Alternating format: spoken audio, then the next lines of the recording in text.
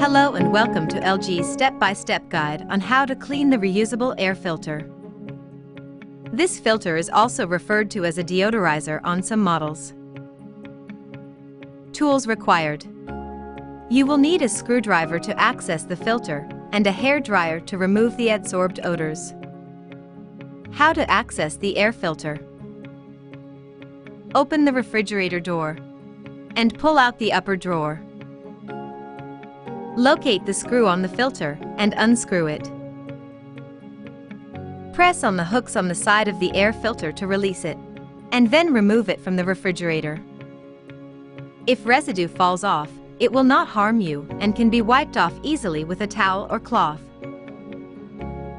How to clean the air filter. Do not wash the filter with water.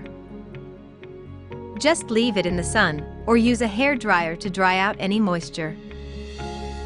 After the filter is dry, put it back into place. Screw the screw back in and refit the drawer.